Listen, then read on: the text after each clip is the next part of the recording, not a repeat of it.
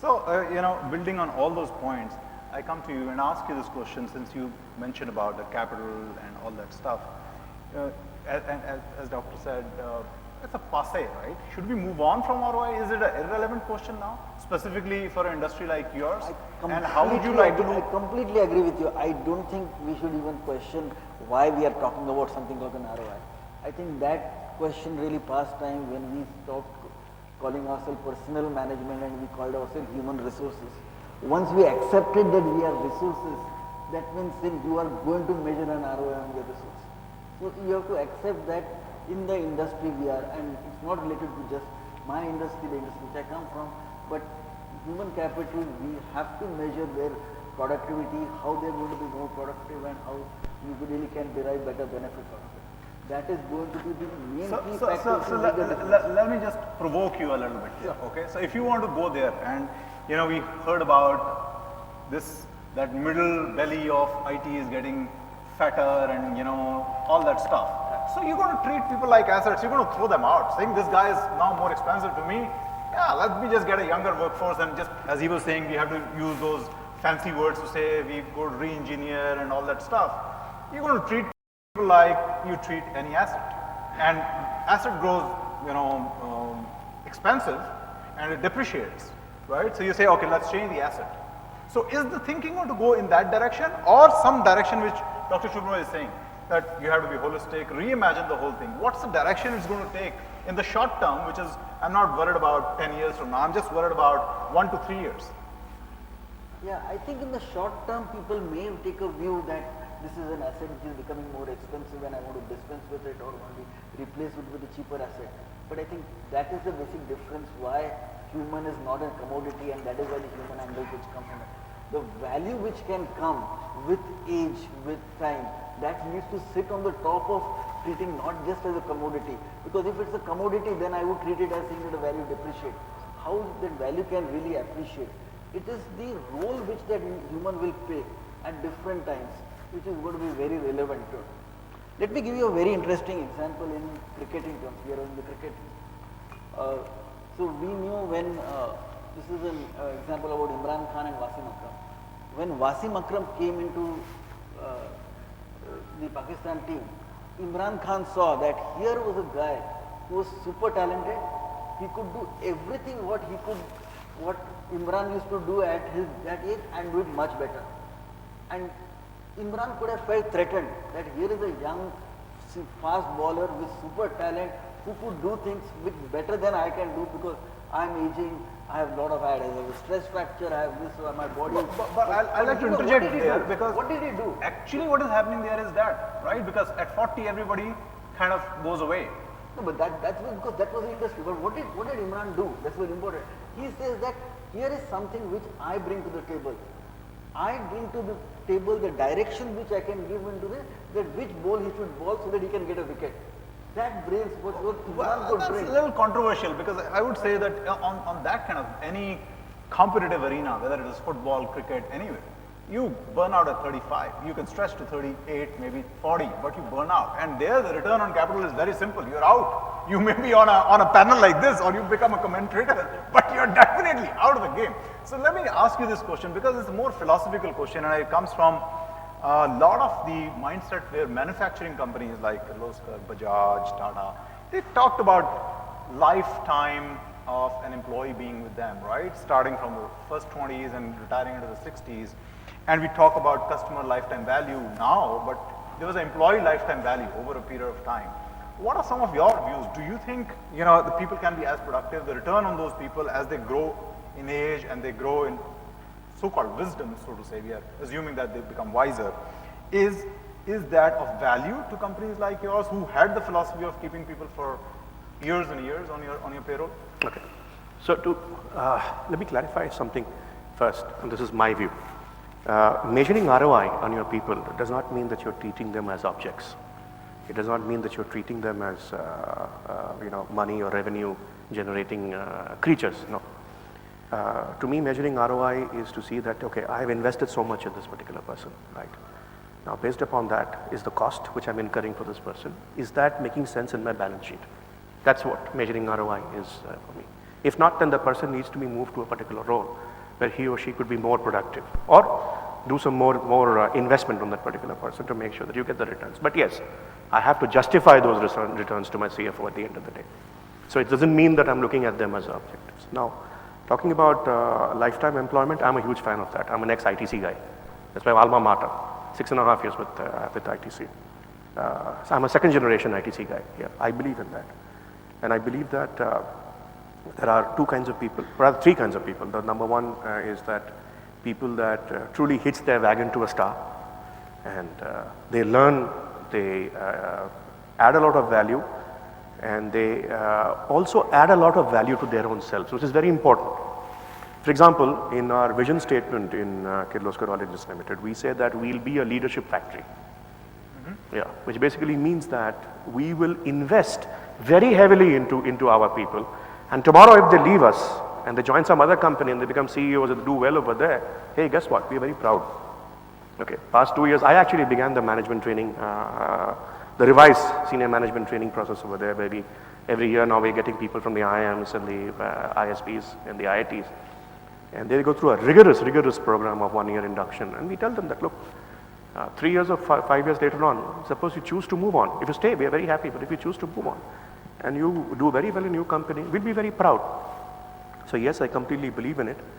I believe that my own boss. So your return is actually not on your people. Somebody else is taking the return on the people you invested in. And I'm actually fine with that. So let's just stay there for a minute. What are your views on this? Would you be fine if, let's say, you're the CEO, not the HR guy? Here's the HR guy talking, and you are the CEOs, and you're saying, "Hey man, I invested so much money. I sent him to this programs. I sent him to Harvard. I burned 25 lakhs on him, and now he's walking out and he's going and joining another company. And as HR head, he has a defense. He says that's fine with me. As a CEO, what will be your view? And give me the CEO view. Don't give me the HR view. No, fine. I mean, I wish I could give the CEO view. But No, you should give the CEO view. Right? the CEO What's view. the point otherwise? let me attempt at it. And before I give that, I think just a quick one before the discussion which was going on. I don't think it is either or. Just by calculating by return on investment, you are not saying that I completely agree with Shantanu. I'm treating them like object or something. You have to do both. Yes. Just like you manage a budget in your house, and you also manage the culture of your family. Correct. Both are important. Yes. Similarly. So there are tangibles and intangibles. There's nothing wrong in measuring. Let's not be shy of numbers. If I am a CEO, I will always worry about right horses for right courses, because if I'm using a racehorse for pulling a buggy, I'm actually not doing a smart thing. But he was investing in the right horse, right? That's why he became the leader somewhere else. Hold on. The company, as a company, I'll be hypocrite if I said, oh, I'm very fine that I'm losing this guy to somebody. Obviously, you'll feel bad. There are two ways to deal with it. A, you sign a bond with that person, and a person will have to continue. No, forget about No, I'm not coming from how do you stop it. I'm just saying, what's your view? No. My view is simple, and my view as a CEO is very simple. Today the CEO, the definition has changed. He is a chief engagement officer. Okay? If the good talent is engaged with me, they will stay with me. And his basic job is create that culture and environment where the talent stays. Gone are the days where you can by force, because I have invested, I have a right of those returns. You can't have a right to the return. It's a reality. Just because you have sent somebody for a course, you cannot demand a return from him. So the right thing to do is that I will create, as a CEO, I will create an engagement which will make people deliver more. So Shubhru, you may be coming under heat on this, since you headed the Tata Institute. How did you measure this kind of thing when people did work with you, and both for internal, let's say one Tata company losing the guy to another Tata company, versus when you invested in some Tata guy going out and working for someone else?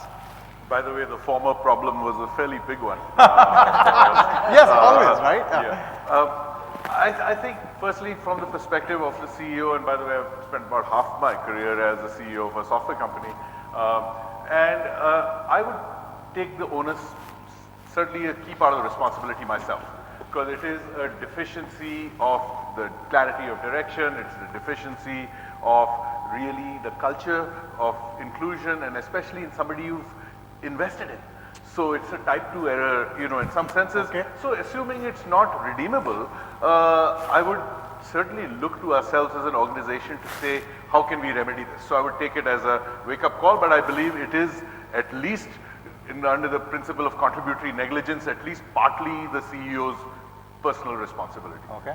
But before I leave this point, I just wanted to pick up on a couple of very interesting points that were made. One of the ideas has been, is this idea of the human resource. And it has a linear view that I put X money into it and I get Y out of it. And that there is some sort of a direct correlation. And Yogesh was also referring to that. And part of my problem with the ROI in a narrow way is that it may not tell you all that you need to know. It may not tell you that is this, even if the number is going up or down, your return on employee, is this taking the organization in a superior competitive direction? Is our future secure? Our revenues may have gone up a little bit because the market's going up. So to me, that's why you have to broaden the definition. You can't just look at it narrowly within that context. And so therefore, this idea of a linear relationship has to be moved, and what Yogesh, there's a non-linear relationship. Humans are not resources like coal, that you use it, it's spent, and I throw it away, I replace it, bring another one. Humans are infinitely renewable source. You charge one human, you know, they can account for the delta in performance for 20 people. So how do you create systems of development, of talent that, and you know, encompass that non-linearity?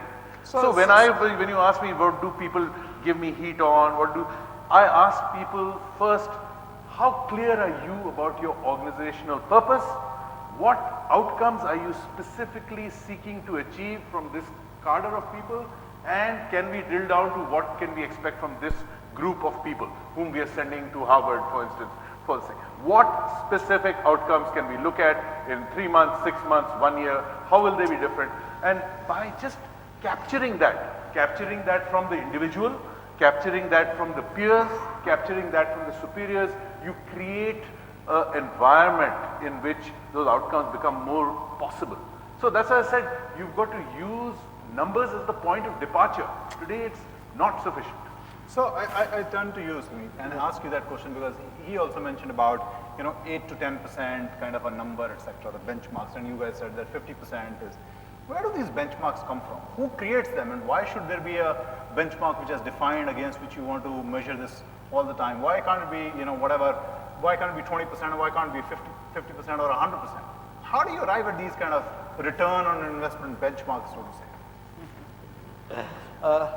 I think some of these benchmarks which have come, at least in our industry, would be working back from the profitability which you are looking at, and then the expenses, when you offset some of the expenses which are maybe pretty standard, maybe the administrative expenses, the IT infrastructure which is another big. But the profit, Shubhru mentioned, profit is the outcome of a lot of things, not only this, right? Yeah, but the market and the positioning and all that stuff. Sure. So, but the benchmarks have come because of the expectations which you have come, and since it was the biggest expense which was left, and that is why some of these benchmarks have arrived at.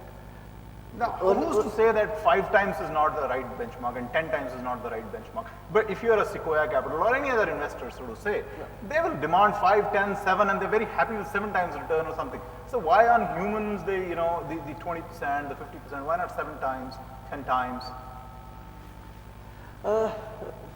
Pretty difficult to say why not 7 times or 5 times. Desirably, yes, because you're going to have different type of industries and the positioning in the industry. See, if you are a design industry with a very, very small niche industry, the returns could be 7x or even 100x. Depends on very, very niche industries. But all the other industries, you need to look at the type of industry you are working in, the type of But work let's take IT itself. Behemoths like Google, like Apple, and all those guys, they generate billions of dollars, right? I don't know how they're measuring their return on investment on employees. Just a point before I forget what Samir was saying is that today there are companies who are fairly evolved who are measuring what is called a non-linear growth. Okay. Okay, saying that for simplicity's sake, I had 500 people and my revenue was 500 crores.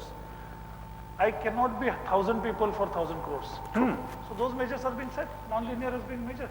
I do not want to double my revenue with double my employee strength. True. And those are the. So what would you do? How would you arrive at a benchmark? No. You have to set benchmarks because the benchmarks. So I want to peel the onion and go behind the thinking. I want to know what's the thinking behind it. The thinking behind it is very simple because when the benchmarks get set, it's what everybody is doing. That's basically a benchmark. Okay, these are known numbers in public. Okay, my 50% of my cost is a people cost, which is for any services company. If I have to bring that cost down to 30%, Now, why should it not be 60? no, hold up. If I have to bring down that cost to 30%, I'm not sacking 20% people. That will be the idiotic thing to do because in this industry, you asked him a question. If you let go a person, the simple principle is that there are 10 others who are watching when you let go somebody, and your better people actually start leaving when you do that. Don't But do there it are better people out there who want to come in. Hold on. So when I'm saying, when you say 50% to 30%, you have to bring in your return on investment will go up, and that will not happen by letting go 20% people. That will happen by introducing new product line, new service lines, which have to be thought through by people. And if you measure those benchmarks, and there are companies who are measuring those benchmarks, saying that, look, this is my employee strength today, and this is my revenue today. I do not want my revenue and employee strength to go in a linear fashion, in the same slope. The slope has to change. It is one way of looking at it. You have to do multiple things. You have to do multiple things. It is not as easy as, just, introducing, because So we have complicated the whole topic in 1 hour. Yeah. So In fact, I want to come to you, Shubhro, to say, can you As simplify it a complicated little bit for us? Well, if I may first just respond to this idea of the benchmark. When companies are publicly listed, when the markets are efficient, the markets do tell us what models work, what levels are unsustainable, what are not. Now, they become a useful starting point to assess the level of cost. Now, if your company does not meet those proportions, just as Shantanu was saying, then it's a point to investigate further. That what is it so different about you that we have to look at your business model in a different way. So I believe the benchmarks have been arrived at fairly robustly that Yes. unless you're doing something so radically different, your numbers in proportions can't be that different. So I believe that at an economic level for the financial analysts to levy this, it's reasonable. My point earlier was a different one. As a company, what do I want to be? Do I exist for the analysts? No. I exist to fulfill my sort of larger purpose and my business goals. I want to reorient my entire HR and leadership development towards those. I'm not going to be restricted by conventional outcomes alone. There will be a point of departure. That is the way I believe. I turn to you, Shantanu, because as I was saying, we all complicated life, right? You started with a simple point of compensation and wages. So what's your view? How would you like to look at all this debate and simplify it for us to say, okay, this could be a good view to look at ROI? EBITDA. EBITDA. EBITDA. So tell us more about it. What do you mean by It's it? about- Why do you think EBITDA would be a good measure? It's a good to look measure. at ROI. See, in whichever company I've actually worked for, whether during the good times, and I've worked during boom times and bad times and so-so times which are like right now. You know what I say when I'm talking about authentic conversation? An authentic conversation, you would know, is a conversation without any meaning. So when there's a discussion on your annual operating plan, you talk about top line, there's a lot of inauthentic conversation, right? ये करेंगे, वो करेंगे, ये होगा, वो होगा, and all of that. And to me, the authentic conversation begins when you start talking about EBITDA. And you say, look, I want to maintain maybe a 15% EBITDA or 20% EBITDA or whatever. So you look at the history of the company and say, you know what, 5 years ago, I was at 18% here. अब मेरा 15% हो गया तो उसको 16% तो करना चाहिए. That's an authentic conversation. So you're in a senior leadership team, you all sit and they say, ठीक है, 18% तो रखेंगे. The danger is crossing less than 18%. Now, to do this 18%, what should be my selling cost? What should be my advertising cost? What should be my manufacturing cost? What should be my fixed cost? What should be my variable cost? What should be my people cost? Okay, so we all come back, we do our maths and say, right, my manufacturing cost should be X percent. My advertising and selling cost should be X percent, so and so. And I come back with my people cost and I say, yeah, it should be about 7% of the revenues and I'll be able to maintain the limit. So if you ask me to simplify it, yes, there are a lot of models available, but in the companies I've worked for, we worked in this very simple process. EBITDA. EBITDA. So I'm going to open the floor now. So we got one simple answer. We started with something which was a little fuzzy. We defined it. We went along the way. We defined various concepts. So you I'd like to ask you to ask us as many questions. We have enough time for you to ask us questions. And can we have the lights? And we'd like to Yeah, see the hand. yes, we need to see my the only request is ask us a question. Don't tell us a story. Many places you say, this is my point of view. If you ask us a question, it will be better for us to answer and clarify to a lot of people. Yeah, the gentleman up here. We have the mics. Wouldn't we have the mics somewhere?